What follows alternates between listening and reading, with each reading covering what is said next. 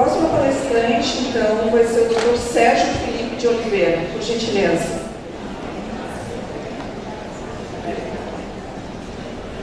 Bom dia a todos. Obrigado pela oportunidade de estar aqui com vocês, os organizadores do evento. Parabéns pela iniciativa.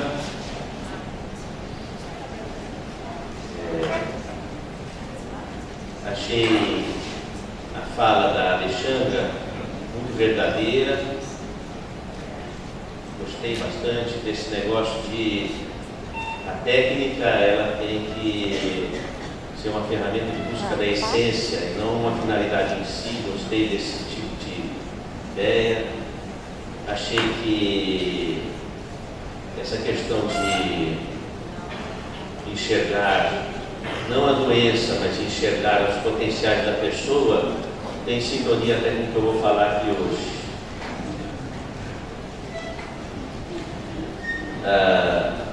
Eu vou juntar vamos dizer assim, dois grandes temas. Um é glândula pineal, outro é salutogênese. A salutogênese foi trazida, esse conceito foi trazido por Antonovsky. Antonovsky era um médico judeu formado na Universidade de Yale, nos Estados Unidos, e depois ele retorna para Israel na década de 60 e funda uma das importantes universidades em Israel. E ele estudou a resposta das pessoas ao estresse, estudando os casos no campo de concentração de Auschwitz. E ele observa que havia pessoas com uma grande capacidade de resistência àquele estresse e outras pessoas com pouca capacidade de resistência. Então, ele vai estudar um termo, um elemento que hoje está muito em voga, que é a resiliência, a capacidade da pessoa resistir ao estresse, resistir às dificuldades. E nós vamos resgatar esse conceito do Antonovsky para trabalhar o conceito de salutogênese, que é um termo que ele traz. Antonovsky participou da Carta de Ottawa em 1990, trouxe os conceitos de promoção de saúde que a Organização Mundial de Saúde coloca como prioridade.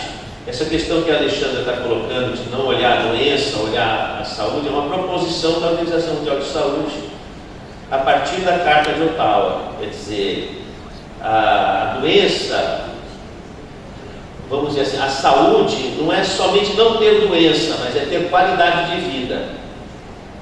E com essa questão de qualidade de vida, a Organização Mundial de Saúde introduz o domínio espiritual. Então, qualidade de vida passa a ser compreendida por domínios bio, psico, sócio e espiritual. Então, a espiritualidade entra para a medicina e para a saúde a partir desse conceito. O Antonovsky teve forte influência nesse encaminhamento da Organização Mundial de Saúde.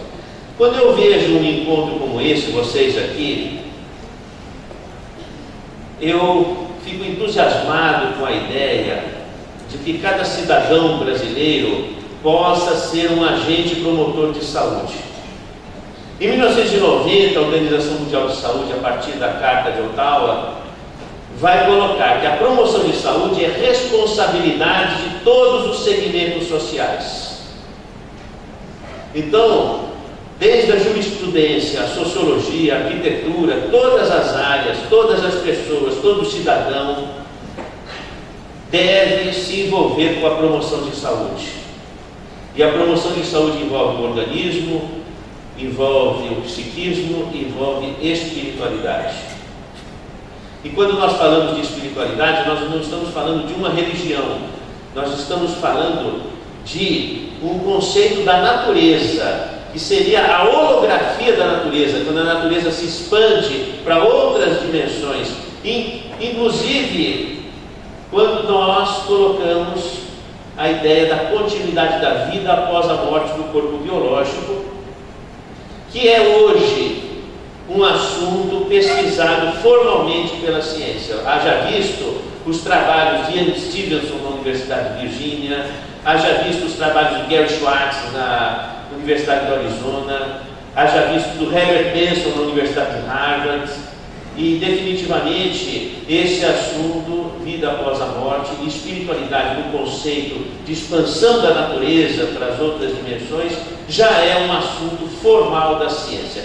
Inclusive porque o materialismo não teve prova científica. Não houve um trabalho científico que tenha provado que o materialismo seja a realidade existencial. Isso já passaram 400 anos depois de René Descartes, um pouco mais do que isso. Não havendo nenhum cientista que tenha provado o materialismo, persistir na ideia, eu acho que é um pouco over, vamos dizer assim, não é? Já passou do ponto, nós temos que pensar em outras possibilidades e a ciência vem se encaminhando nesse foco.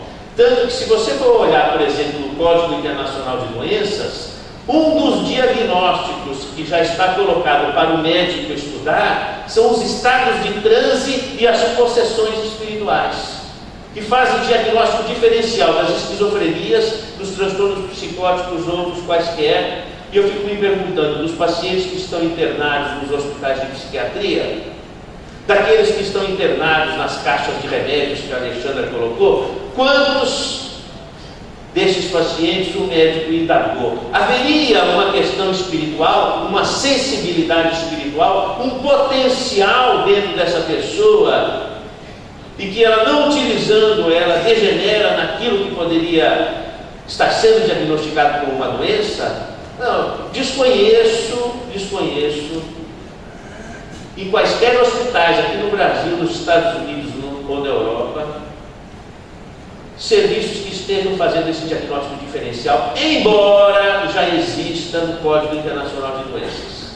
E uma nova estatística de desordens mentais da Associação Americana de Psiquiatria já coloca que nos transtornos dissociativos de personalidade, que estão na raiz das doenças mentais, devemos fazer o diferencial diagnóstico do chamado critério A, que é quando há envolvimento espiritual e a pessoa fica influenciada por uma entidade espiritual. Está no Manual de Desordens Mentais da Associação Americana de Psiquiatria.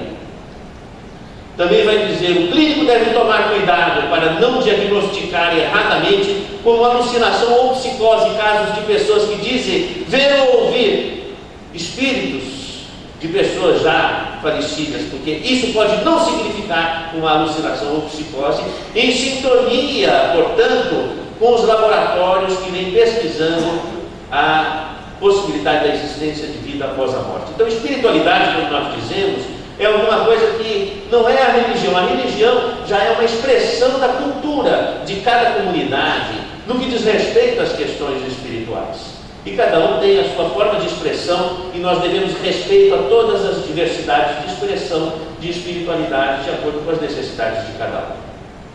Eu vou passar aqui alguns slides.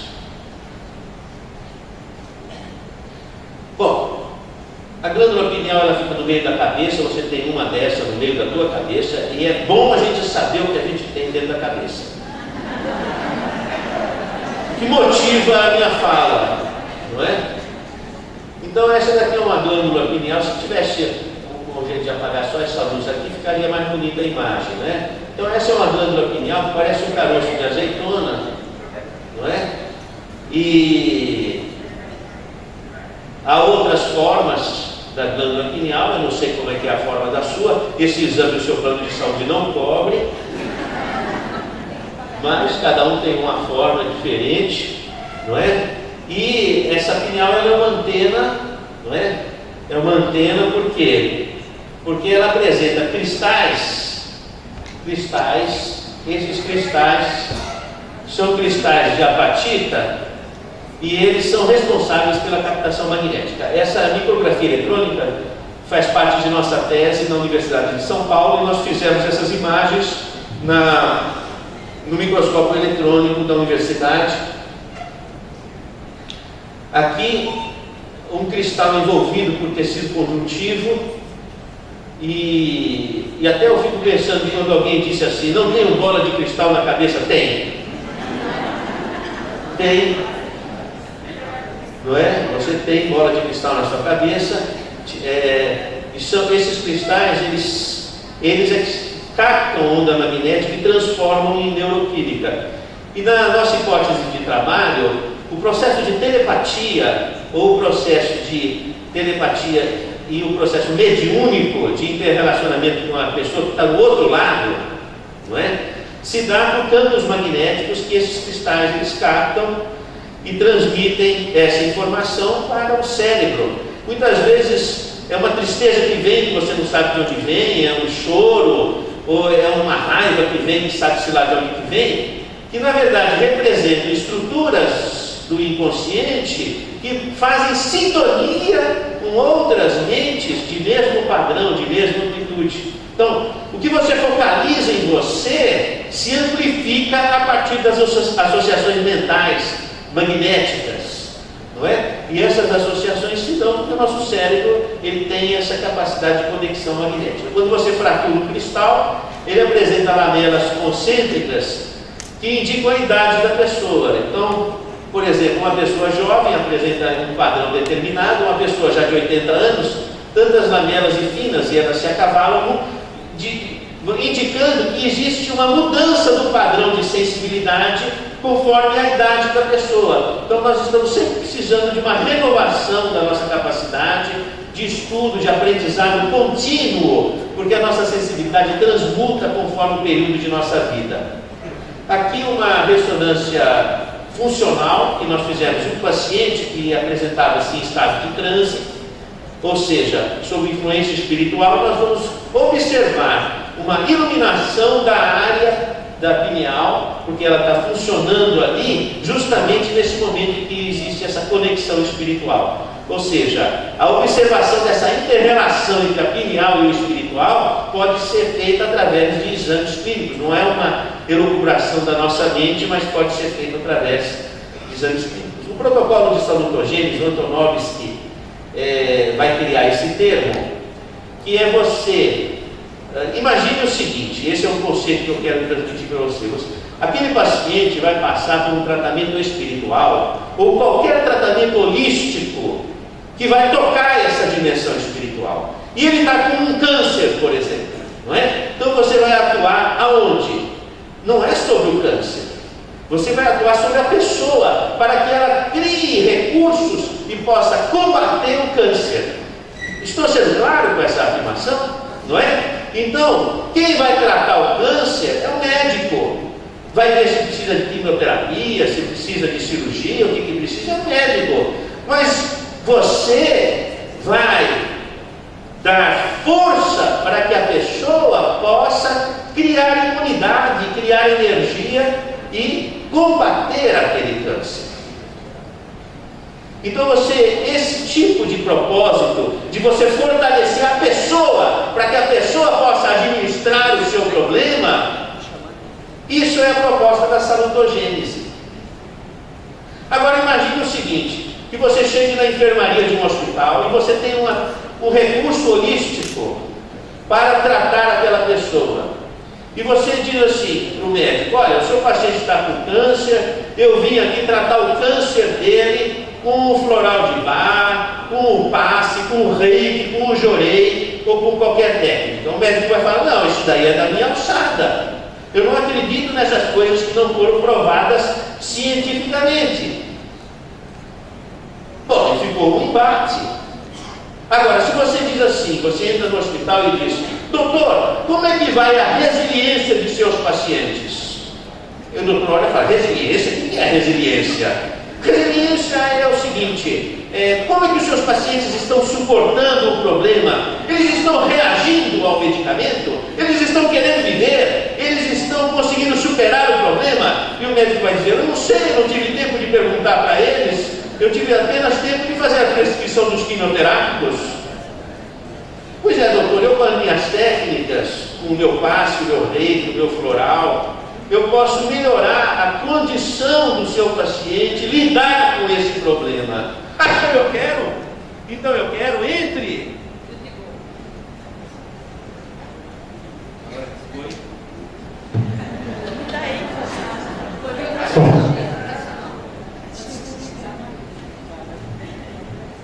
vendo?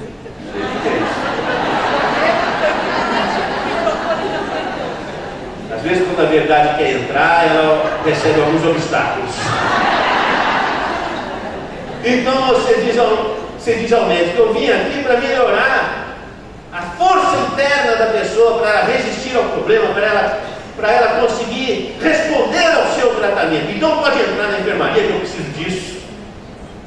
Então aquele paciente vai receber um tratamento holístico para se fortalecer para combater a doença. Não é tratar a doença, isso é competência da medicina.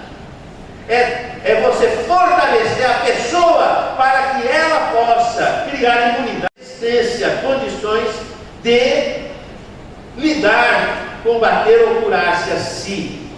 Estou sendo claro na questão, gente? Então é muito importante isso, porque isso coloca a terapia holística no eixo de sua competência. Então vamos aqui. Então, promoção de saúde, não é? O foco é a pessoa, fortalecer a pessoa. Por isso que a base da salutogênese é o domínio espiritual. Força de espírito, força moral, força interior, autoconhecimento, autodomínio, valores interiores. O desenvolvimento desses alicerces representam a resiliência, a resistência, a capacidade de lidar com o problema. Nós poderíamos dizer o seguinte: o domínio espiritual, ele está, como eu disse, incluído no qualidade de vida. O protocolo de qualidade de vida da Organização Mundial de Saúde, ele traz o domínio físico, psicológico, nível de independência, relações sociais, meio ambiente e espiritualidade, formalmente. O que acontece? A pessoa apresenta um problema, por exemplo, tem uma fraqueza muscular, é o sintoma objetivo. Você vai avaliar o sintoma. Sintoma não é diagnóstico, é o que a pessoa está sentindo. Então, quem vai dar o diagnóstico é o médico. Você vai analisar o sintoma. O que você está sentindo? Uma tristeza. Estou com depressão. Não, depressão é diagnóstico. Eu estou com uma tristeza, com uma perda de energia, eu estou com uma fraqueza muscular. Então você pergunta para o paciente qual é o sintoma, o que você está sentindo, e você anota. Depois você pergunta para o paciente ao que ele relaciona aquele problema. Ele vai dizer assim: não sei, doutor, como relaciona o quê? Não, você passou por um trauma, um problema de família, um problema de relacionamento. Ah, doutor, eu faço tudo para todo mundo, não tenho tempo de pensar em mim, mas não recebo aquilo de reconhecimento, de apoio. Ah, então o seu sintoma tem uma relação com essa sensação de não estar havendo reciprocidade nas suas relações. Doutor, acho que sim. Então você entrou no domínio das relações, porque o que adoece não é a pessoa, são as relações que adoecem. Então você vai remeter a pessoa a uma reflexão sobre a relação entre os seus sintomas e o mundo de relações delas. Porque o que adoece são as relações, não é aquela criança, são as relações de família. Não é aquela pessoa, é o seu universo de relações que você precisa descortinar, tentar entender em que domínio os relacionamentos daquela pessoa ou o relacionamento está provocando a emergência daquele sintoma. Muito bem. Aí você vai perguntar para o paciente o seguinte: que limites que isso te impôs? Ah, doutor, aquela fraqueza muscular, não posso trabalhar, eu não consigo nem fazer o serviço de casa. Limites inúmeros, doutor, imagine só. E eu pergunto a ele: e quais os ganhos que você teve? Ele diz: ganho nenhum, doutor, eu estou desesperado, estou revoltado contra Deus. Então a resiliência é zero, ela está desesperada, está no vermelho. Agora se diz assim: mas depois que eu fui no congresso holístico, eu aprendi que qualquer problema, na verdade, é a vida querendo que eu reencaminhe os meus sentimentos, que eu encontre outras trilhas em minha vida mais acertadas, de acordo com a missão que a vida me trouxe. eu comecei a pensar que talvez aqueles sintomas tenham algum ganho sim, e já não estou mais revoltado contra Deus, mas eu entendi que talvez eu tenha um ganho, sim, porque eu fazia tudo para todos e nada para mim. Talvez o ganho seja que eu também tenho o direito de pensar um pouco em mim, e eu preciso de ter autocuidado. Me lembrei, inclusive, doutor, de uma frase que foi dita numa palestra, não me lembro qual, diz assim: amar o próximo como a si mesmo. Amar o próximo sem deixar de cantar a própria canção. E eu deixei, doutor, de cantar a minha própria canção. E eu acho que essa doença, esse sintoma, veio trazer para mim essa lembrança que eu havia esquecido de mim mesmo. E eu acho que esse foi o ganho. Então eu estou procurando aprender e aproveitar outros horizontes, outros saberes, para que eu possa entender melhor a vida e recorrer ao conhecimento da espiritualidade. Estudei várias filosofias, várias religiões e procurei tirar um proveito e entender que a vida é uma escola, tudo se aprende. O sintoma não é exatamente a doença em si, mas a vida me dizendo: reoriente seus caminhos, para um pouco para rever a sua vida. Não é por aí, por isso que está doendo e você precisa renovar. E renovar suas relações, porque o adoecimento se dá pelas relações. Nós viemos ao mundo para aprendermos a nos amar, a construir elos de amor onde havia raiva, ódio e mágoa. Então, doutor, eu comecei a aprender a importância do perdão, o quanto que o perdão é uma ferramenta para o meu fortalecimento interior, para a minha libertação, e o quanto que esses sintomas estão contribuindo para que eu possa rever a minha vida. Coping são as ferramentas que você tem na mão. Uma oração, a meditação. Eu fui tomar um reiki, um passe, um floral. Eu fui conversar com um terapeuta. Eu fui conversar com um amigo. Eu estou usando ferramentas. E as ferramentas do coping, elas podem ser aprendidas. Doutor, eu pude observar que se eu fizer uma oração diária, uma meditação de renovação, a minha mente fica limpa e eu consigo ter boas ideias de encaminhamento da minha vida. O coping ele é aprendido e para isso nós precisamos de um ambiente. Quando nós temos um congresso como esse, nós criamos um ambiente de espiritualidade, de auxílio humano, de revisão interna. Isso é um ambiente que suscita inúmeras ferramentas, que é o coping, e permite que você tire de dentro de você a sua força, resgate a resiliência e possa rever os sintomas que você passa e tentar buscar nesses sintomas que te fazem sofrer o que a vida está querendo que você transforme em você. Isso é salutogênese. O foco na pessoa. Bom,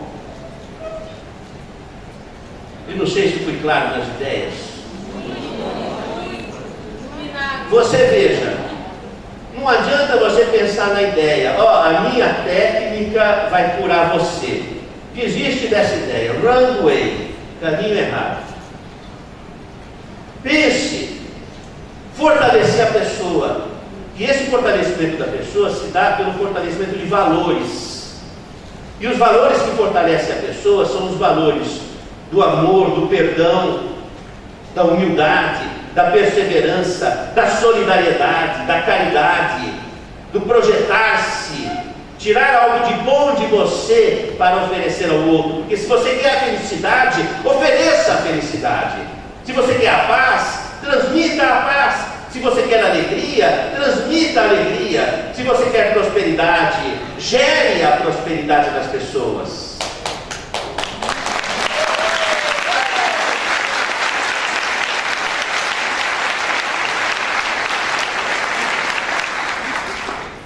Mas, doutor, eu fui lá na universidade e disseram que esse negócio de reiki, de passe, de tratamento espiritual, de tratamento holístico, não é cientificamente provado. Mas, meu amigo, me diga uma coisa: você está melhor? Doutor, eu estou entendendo que eu estou melhor depois que eu fui naquele tratamento holístico. Eu estou uma pessoa melhor. Eu estou conseguindo administrar melhor o problema. Eu até ainda sinto as dores e as fraquezas, mas eu entendo, porque tudo isso passou a ter um significado para mim. Na lembrança daquilo que Viktor Frankl vai dizer, a doença é um sofrimento que não tem sentido. Na medida em que aquele sofrimento passa a encontrar um sentido, eu não tenho mais a doença. Pense você, algum sintoma, algum problema que lhe afeta e que vem fazendo você sofrer. Se você encontra nessa problemática um sentido, por exemplo, a vida está querendo que eu me transforme. Porque se você acusa o outro e diz, eu estou assim por causa do outro, você entregou o poder para o outro. Só se o outro mudar a postura que você melhora. Na medida em que você assume a responsabilidade, bom, aquela pessoa, ou aquele grupo, aquelas pessoas, eles me afetam, eu sou cúmplice disso, preciso mudar minha visão, meu ângulo, minha posição. Você se empoderou da sua trajetória de transformação. Você não entregou o poder para outra pessoa. Então, quando nós nos colocamos na situação de vítima, ó vida, ó azar, ó o que ele fez, é o governo, é a política, é a crise, é o meu marido, é a minha mulher, é aquela pessoa, ó o que ela me fez, etc. Você entregou o poder para o outro. Como que você vai se empoderar da sua capacidade de transformar a realidade? Na medida em que você se sente cúmplice disso, você diz, não, cada pessoa tem os seus defeitos e os seus erros, deixa essas pessoas serem como elas devem ser, elas têm os caminhos delas, deixar os mortos enterrar seus mortos. Eu vou transformar a minha visão e meu modo de ser. Você se empoderou de si mesmo. Então você passou tomou a primeira medida para encontrar o sentido do problema. É você mudar de ângulo de visão, é você mudar de postura. Aquele sofrimento, ele deixou de ser algo em si, ele passou a ter um significado. Você está curado. Porque se a doença é um sofrimento sem sentido, e você encontrou naquela chamada doença, naquele sintoma, um sentido de transformação, você já não tem mais a doença, você tem um sinalizador da vida para a sua transformação, você está curado. Estou sendo claro, gente, nessa questão?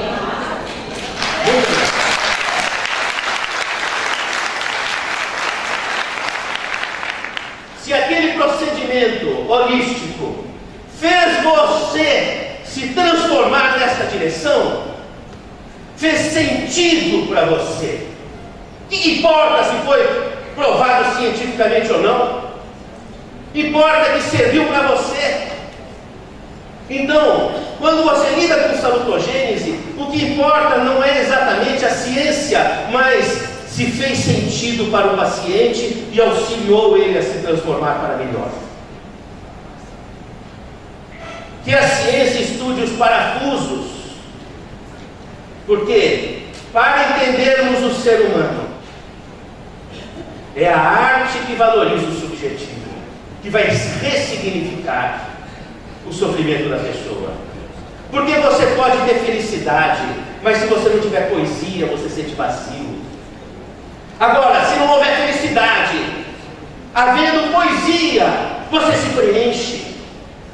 Então não é o problema que afeta, mas se você sabe fazer poesia dele, se você sabe enxergar o significado. Como vai dizer Drummond de Andrade em Memória, amar o perdido torna confundido este coração. Como pode o ouvido contra o sem sentido apelo do não? As coisas tangíveis tornam-se insensíveis à palma da mão, mas as coisas findas, muito mais que lindas, essas ficarão.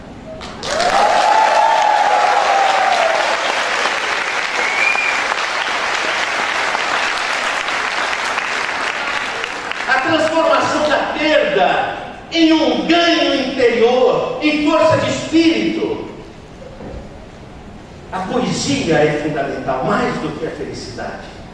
E é esse o significado que nós devemos encontrar nos problemas que nós passamos. E se o holismo tem uma função, é dentro desses recursos propostos pela salutogênese. Meus amigos, eu vim aqui para dizer isso. Para que nós possamos dar um norte para as terapias holísticas, que não se fundamentem na técnica como objetivo, mas que a técnica sirva para que a pessoa possa elaborar significados, desenvolver valores dentro de si. E aí, de fato, nós vamos estar contribuindo para a saúde da pessoa. E a nós todos está delegado sermos agentes promotores de saúde. E salutogênese ainda acentuando um conceito da Alexandra. Ela não funciona se você não estiver empreendendo esse procedimento dentro de você. Fica aí o convite para esse programa de transformação interna. Pegue essas anotações e usufrua delas como conceito de abordagem da pessoa. E a glândula pineal, ela vai funcionar na tua cabeça. Deixa ela quieta. Se você estiver se dispondo a se transformar e aproveitar as pessoas difíceis, os momentos difíceis, para a transformação dos seus sentimentos em elos de amor. Muito obrigado pela atenção.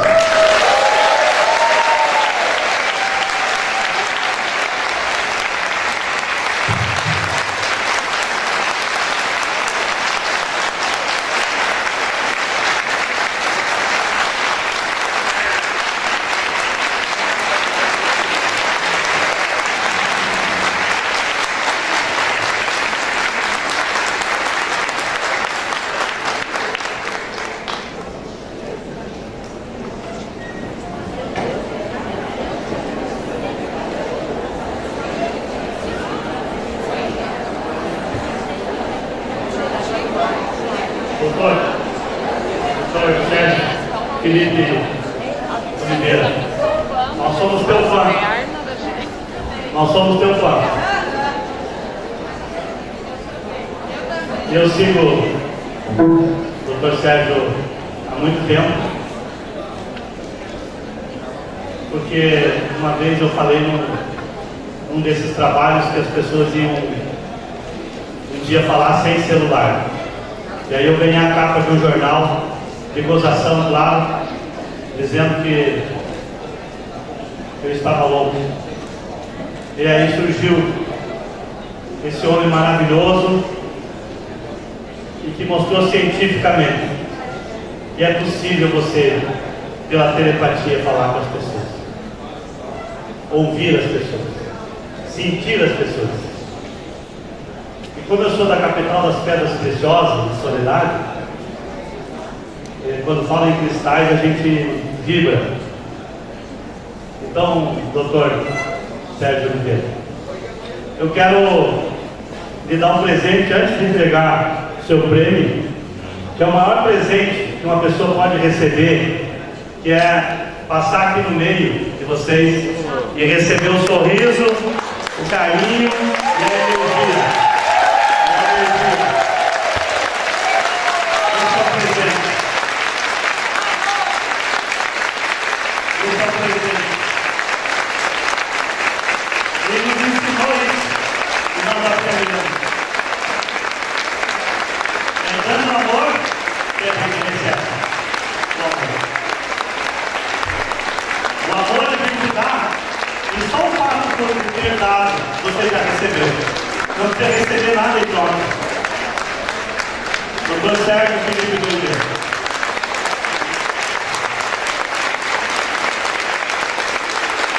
Doutor Sérgio,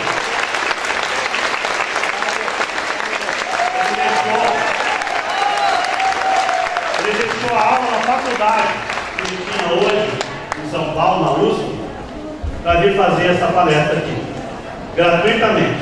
Então, nós agradecemos muito, porque todo o conhecimento que ele tem deve ter custado muito dinheiro. Vocês sabem que conhecimento muitas vezes custa dinheiro para a gente adquiri-lo, né? E o doutor Sérgio vem aqui amorosamente, carinhosamente nos brindar com essa brilhante e maravilhosa palestra. Eu tenho certeza absoluta que todos os terapeutas aqui vão usar. né? Eu não vou aqui selecionar nada do que ele disse para não tirar a importância de tudo que ele falou, né? Cada um aqui seleciona aquilo que for mais importante.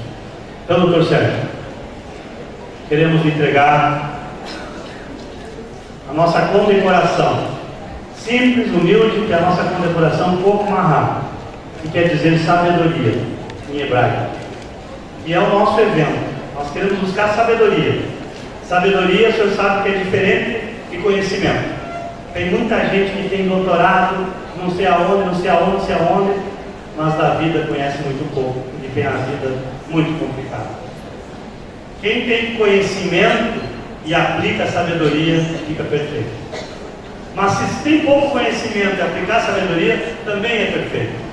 Então nós queremos te agradecer, te entregando esse prêmio, e também aqui um agradecimento especial com certificado, que você leve no coração.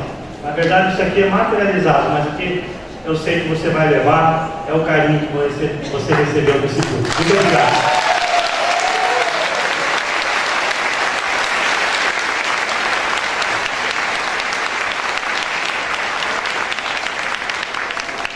Eu recebo essas homenagens como compromisso.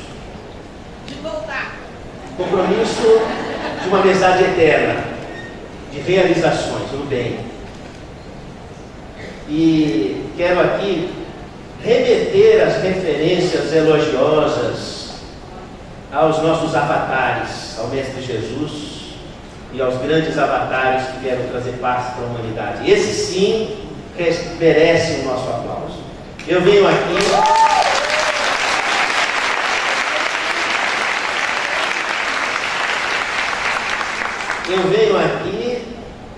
como cidadão compromissado, comprometido, necessitado de trabalho no bem. Eu venho aqui como necessitado. Não venho aqui para ser glorificado ou presenteado. Eu recebo essas condecorações como condecorações das ideias que os grandes avatares vieram trazer para a humanidade, centrados nos princípios do nosso Mestre Jesus. Muito obrigado, com muito carinho.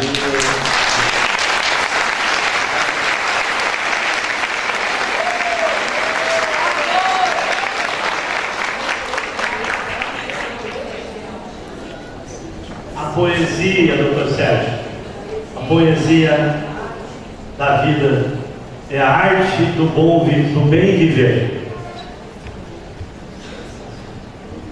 O profeta, o sábio, vestiu-se só de alegria e pelo mundo saiu, semeando em cada porto sabedoria e conforto. Falava do sol, das águas, da terra, da flor, de Deus e sabedoria. Seja sábio, seja sabedoria. Kokmahá, palavra hebraica que diz: seja sabedoria. O que podemos desejar ao outro senão sabedoria? Seja sabedoria. Sabedoria para fazer, sabedoria para harmonizar, sabedoria para decidir, sabedoria para se libertar dos velhos paradigmas, sabedoria para criar conexões. Estamos ligados uns aos outros, somos partes de uma imensa teia. A alegria de um pode se traduzir na alegria do outro. A solução de um pode ser a solução de todos. Kokmahá, seja sabedoria.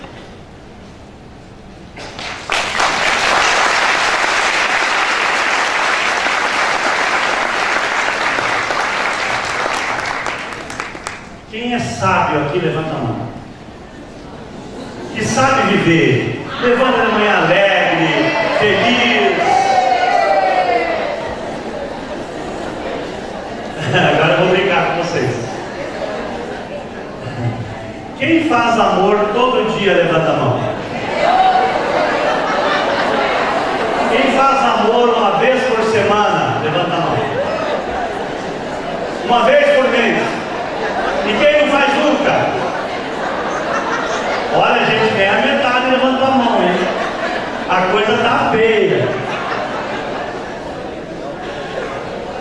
amor com a vida, fazer amor com as árvores, com os pássaros. A gente não faz amor só no sexo. A gente faz amor com a gente mesmo, todos os dias. Quando a gente se ama e se apaixona por a gente mesmo. Se eu não for apaixonado por mim, quem vai ser?